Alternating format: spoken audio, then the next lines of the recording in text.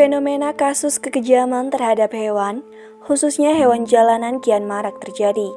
Hingga kini masih banyak hewan yang ditelantarkan, bahkan disiksa oleh oknum yang tidak bertanggung jawab, terutama terhadap anjing dan kucing. Sejumlah hewan kerap kali menjadi sasaran tak berdaya bagi manusia untuk memuaskan emosinya. Terdapat kenaikan kasus kejahatan pada tahun 2015 sebanyak 120 kasus yang hingga kini terus meningkat. Hal ini yang melatar belakangi munculnya berbagai komunitas rescue hewan yang memiliki tujuan sama, yakni pemberdayaan hewan menjadi lebih baik. Salah satunya Pejaten Shelter yang didirikan Dr. Susana Somali yang menjadi tempat penampungan anjing liar dan buangan. Nama saya Susana Somali. Saya dokter manusia, jadi dari kecil air kecil, bukan dokter hewan. Dan saya seorang patologi klinik, jadi di belakang saya ada SPPK. Patologi klinik itu yang berperan terhadap penegakan diagnosa COVID sekarang itu bagian dari patologi klinik. Pejaten sendiri kita berdiri mulai dibuka pertama kali itu Agustus 2009. Bukan dibuka, tapi kita mulai kayak launching pertama di media sosial. Mungkin penampungan pertama di Indonesia yang tampil di media sosial itu kami, Pejaten Shelter. Berawal dari menghemat biaya rawat inap bagi hewan jalanan dengan banyak mencari bangunan tetap untuk dijadikan tempat merawat dan tempat adopsi. Shelter ini didirikan pada Agustus 2009. Rencana awal adalah mengirit biaya rawat inap, dan saya punya waktu untuk mencari rumah yang permanen, tetap, yang sekarang populer dengan kata-kata adopsi. Yang dimana adopsi ini sudah menjadi salah. Sekarang ini pengertian masyarakat adopsi adalah bagi-bagi gratis, padahal bukan seperti itu. Kalau sekarang Pejaten sendiri sudah merupakan suatu gerakan. Hampir semua animal lover atau penyayang hewan dengan berbagai sudut, bisa anjing, bisa kucing, bisa musang dan sebagainya, sudah mencapai di tingkat kabupaten. Kalau dulu provinsi, kita mulai waktu itu Jakarta aja yang aware. Kemudian ibu kota provinsi, kalau sekarang kabupaten dan kota madya sudah menjadi kesadaran. Proses penyelamatan hewan jalanan yang biasa dilakukan oleh shelter ini tidak melalui metode hand to hand, akan tetapi dibantu oleh rescuer lainnya di Jabodetabek. Shelter ini memberikan jaminan tidak adanya penyakit tertular dari anjing dan hewan rescue lainnya.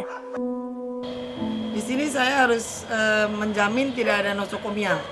Nosokomial itu penyakit infeksi yang berada di pusat-pusat kesehatan. Baik itu rumah sakit orang atau penampungan hewan, itu hampir sama. Binatang kalau kita ambil, itu kalau kita ngambil binatang dari jalanan yang stray, sangat susah kita bawa masuk, dia seneng. Tapi yang sulit kalau kita ngambil dari rumahan, yang biasa tidur di bantal atau kucing-kucing yang biasa di bantal, kita harus bawa masuk. Saya nggak mungkin ngasih bantal semua buat hewan kan, nah itu dia ngedrop banget. Itulah kondisi-kondisi yang kita hadapi, mulai dari yang ketabrak, mulai sakit kulit, mulai dari overpopulasi. Semua kondisi kita bisa lihat. Nggak cuma anjing juga sih, kucing. Kucing kan suka lebih tragis. Kucing bukan berarti nggak disiksa loh. Banyaknya kasus yang menjadi fokus serius pada shelter hewan lainnya. Hal ini melatar belakangi Pejaten Shelter mulai fokus untuk meninjau overpopulasi dari hewan tersebut. Jadi tetap programnya adalah kita berjuang untuk undang-undang.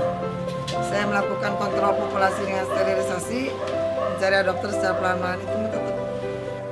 Ada beberapa hal yang menjadi syarat dalam menampung hewan rescue di shelter ini. Salah satunya, rescuer harus berkunjung langsung agar ia tahu bentuk shelter ini. Kalau bisa orangnya pernah melihat, datang ke sini. Jangan membayangkan penampungan itu yang di googling di Amerika. Kalau Amerika itu udah setiap sudut rumah itu jadi rumah singgah. Dan orang Amerika beda kan, orang di Amerika itu lebih secara sosio-edukasi berbeda dengan orang kita. Jadi mereka harus datang, harus lihat.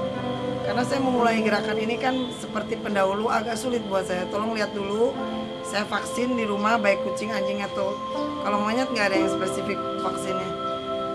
Sesudah itu udah masa tunggu vaksin bekerja, binatang kita ambil, orangnya harus besuk untuk binatangnya nggak ngedrop. Kita terbantu sekali kalau dia sering besuk. Selain memiliki fasilitas kesehatan yang lengkap bagi anjing dan hewan rescue, shelter ini juga memberikan vaksin guna mencegah penyakit menular.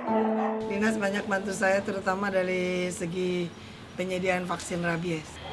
Biaya hidup hewan itu 350.000 per bulan untuk 1 ekor anjing. Kalau kucing itu setengahnya lah, bisa 175.000. Itu meliputi biaya pakan, air, bayar yang kerja, listrik, itu yang rutin. Di luar vaksin dan steril. Seorang dokter Susana dan pegiatan shelter ini begitu menginspirasi kita bahwa bentuk kepedulian dapat dilakukan di mana saja. Ia mengatakan awal terbentuk shelter ini merupakan kecelakaan yang indah. Dimulai mempunyai 1 kandang hingga kini menjadi tanah luas yang menjadi tempat bagi hewan terlantar. Dr. Susana mengatakan, harapan pada akhirnya adalah memperjuangkan undang-undang berkenaan untuk melindungi hewan, terutama hewan jalanan. Saya tidak pernah punya cita-cita membuat penampungan. Berbeda dengan orang sekarang. Jadi ini adalah sebuah kecelakaan yang indah. Ya saya buka tidak dengan tujuan seperti itu, tapi sekarang udah menjadi gerakan. Target utama atau cita-cita utama bukan penampungan akhirnya. Kalau sekarang adalah undang-undang kesejahteraan hewan di Indonesia lebih punya kekuatan. Bukan ada atau tidak ada. Lebih punya kekuatan hukum. Di mana penegaknya mulai dari polisi, jaksa sampai hakim itu lebih punya keberanian untuk mulai memvonis. Sekarang sudah mulai, polisinya sudah terima laporan BAP tapi dia berhenti. Jaksanya sudah mulai dalam 1-2 kasus tapi hakimnya vonisnya terlalu ringan. Jadi undang-undang kesejahteraan hewan itu harus jauh lebih kuat. Harus jadi lebih punya kekuatan hukum sehingga hukumannya menjadi lebih berat. Sebagai generasi selanjutnya, diharapkan dapat bekerja sama untuk memperjuangkan hukum kesejahteraan hewan di Indonesia. Sejatinya, manusia bernilai tinggi jika saling menghormati sesama makhluk hidup.